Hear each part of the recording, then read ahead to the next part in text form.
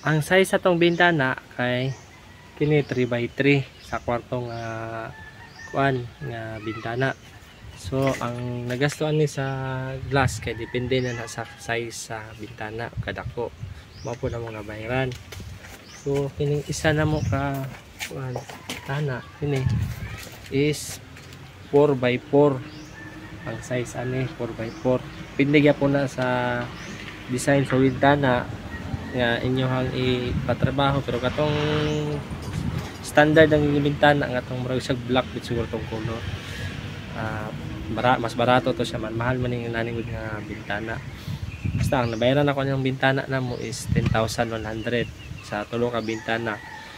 Duha ka 4x4 ug isa ka 3x3 mao na mong na under sa bintana nga white nga reflected nga green akong ipataod kaya para mas gwapo po sa tan-awon sa buang mini house.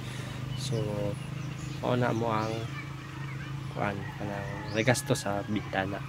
So wala to guys, daghang salamat.